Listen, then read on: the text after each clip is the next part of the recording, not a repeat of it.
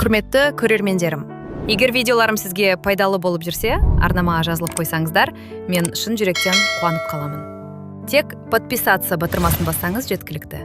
Сіздердің қолдауларыңыз мен үшін ең үлкен мотивация. Қазақ халқы ерлі зайыптылар арасындағы қарым-қатынасты өте нәзік, терең дүние деп қараған. Ер үйдің егесі, әйел үйдің шегесі деп бекер айтпаған. Шеге дұрыс болмаса, үй шайқалады. Ал ердің еңсесін түсіретін сөз отбасының іргесін бұзатын ең қауіпті нәрселердің бірі. Ата-әжелеріміз тілдің қылыштан да өткір екенін айтып, сөздің салмағын әрдайым ескерткен. Кейде бір ауыр сөз жылдар бойы жиналған махаббат пен сыйластықты жоқ қылып жіберуі мүмкін. Сондықтан дана қариялар әйелге күйеуіне айтпау керек үш нәрсені ерекше ескерткен. Біріншісі, сенен түк шықпайды деген сөз. Бұл ер адамның намысына тиетін ең ауыр сөздердің бірі. Қазақта ерді намыс өлтіреді деген сөз бар. Ер адам сыртқа сыр бермегенімен іштей қатты күйрейді. Ата-бабаларымыз әйелге еріңді жерге қаратпа, еңсесін түсірме деп үйреткен. Себебі ер адамға сенім керек. Әйелінің бір ауыз сенімге толы сөзі оны тауды қопаруға жетелейді. Ал керісінше, сенен ештеңе шықпайды, қолымнан түк келмеді деген сөздер ер адамның жігерін сындырады. Ондай сөзді естіген ер бірте-бірте шын мәнінде сол сөзге сеніп кетуі мүмкін. Қариялар айтқан: еркекті өсіретін де әйел, өшіретін де әйел. Яғни әйелдің тілі ердің тағдырына әсер етеді. Екіншісі, өзгені үлгі етіп салыстыру. Пәленшенің күйеуі сондай, басқалар осылай істейді деген сөздер де ауыр тиеді. Қазақта біреудің қазанына қарап, өз үйіңді отқа жақпа деген бар. Әр отбасының өз тағдыры, өз сынағы болады. Ата-әжелеріміз келіндерге үнемі өз еріңді өзгенің ерімен салыстырма деп үйреткен. Себебі салыстыру құрметті жояды. Ер адам үшін ең маңыздысы өзінің әйелінің алдында қадірлі болуы. Ал әйел басқа еркекті мысалға келтірген сайын күйеуінің жүрегінде мен жеткіліксізбін деген сезім пайда болады. Бұл сезім уақыт өте келе ашуға, суынуға, тіпті алшақтауға әкеледі. Дана қазақ салыстыру сыйластықты өлтіреді деп бекер айтпаған. Үшіншісі, өткен қателіктерді қайта-қайта қозғау. Кей әйелдер ұрыста немесе ренжігенде бұрынғы қателіктерді қайта көтереді. Бірақ бұл қарым-қатынасты бұзатын әдет. Ата-бабаларымыз өткен іске өкпе жүрмейді деген. Кешірім бар жерде береке бар деп өсиет қалдырған. Ер адам бір қателік жасаса, оны 100 рет есіне салу оның жүрегін ауыртады. Ол өзін кешірілмеген адамдай сезінеді. Қариялар жараны тырнай берсең жазылмайды дейді. Дәл сол сияқты өткенді қаза беру бүгінгі бақытты жояды. Ақылды әйел өткенді емес, болашақты ойлайды. Ол ерінің кемшілігін бетіне баспай, дұрысын жұмсақ жеткізеді. Қазақ әйелдері ежелден дана болған. Олар көп сөйлемей-ақ бір ауыз сөзбен ерінің рухын көтере білген. Ата-әжелеріміздің мына бір сөзі бәрін түйіндейді. Еріне ауыр сөз айтсаң, өз үйіңе тас атқанмен тең. Отбасы екі адамның ғана емес, ұрпақтың болашағы. Сол болашақтың берекесі әйелдің тілінде, сабырында, даналығында жатыр. Сондықтан дана әйел ерінің намысына тимейді, өзгені үлгі етпейді, өткенді қазбаламайды. Оны әрдайым қолдайды, сенеді, жылы сөз айтады. Себебі жылы сөз жанға қуат, суық сөз жүрекке жара.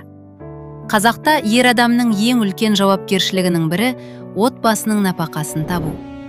Сол себепті оның табысын, еңбегін кемсіту, оның еркектік болмысына тиюмен тең. Кейде әйелдер басқалар бұдан да көп табады деп айтып жатады. Бірақ ата-әжелеріміз бұған мүлде қарсы болған. Олар аз да болса адал болсын деп үйреткен. Ер адам сыртта қанша қиындық көріп жүргенін әйел толық білмеуі мүмкін.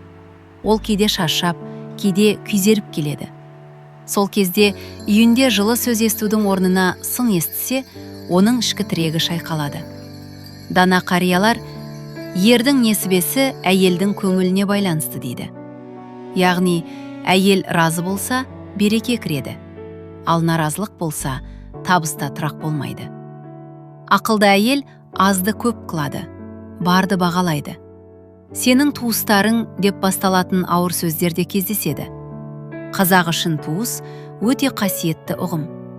Ер адам үшін ата-анасы мен бауырлары жүрегінің бір бөлігі. Сол себепті сенің анаң сондай, сендердің әулеттерің деген сөздер өте қауіпті. Ата-бабаларымыз қайын жұрт, қалым жұрт деп, екі жақтың да туыстарын сыйлауды үйреткен. Ер адам әйелінің өз жақындарын жамандағанын естісе, оны іштей ауыр қабылдайды. Айтпаса да жүрегінде сыз қалады. Қариялар ата-ананы жамандағанды Алла жақтырмайды деген. Ақылды келін туысты жау емес, тірек көреді. Ал дана әйел ерінің жүрегіне жақын адамдарды құрметтеу арқылы оның өзіне деген махаббатын арттырады. Кейде мен сенсіз де өмір сүре аламын деген мен сөздер айтылады. Бұл тәкаппарлықтың белгісі.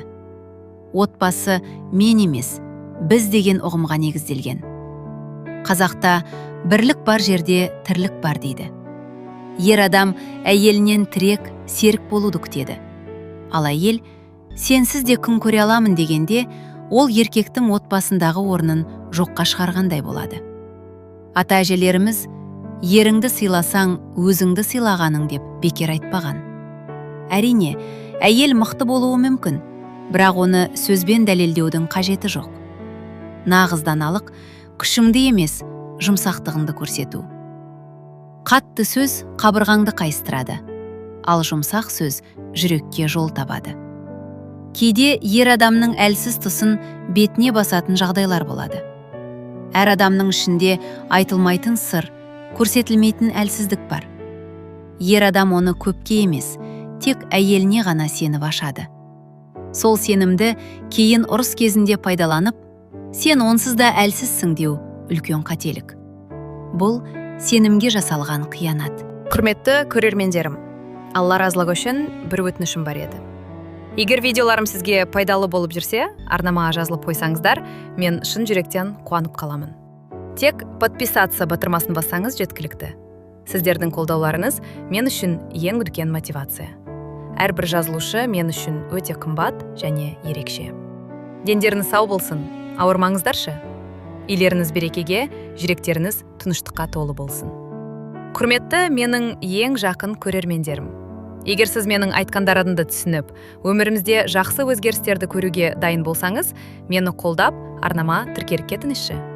Әрбір тіркелген адам мен үшін ең қымбат әрі бағалы адам. Сіздер менің күшімсіздер. Мен сіздермен бірге өсіп, дамып, өмірдің шынайы құндылықтарын ашатын боламыз. Бірге болайық. Тек құрметті адам болу емес, өзімізді сыйлайтын күшті адам болайық. Сіздерге ең жақсы тілектер мен қуат. Мен сіздер үшін әрқашан пайдалы боламын.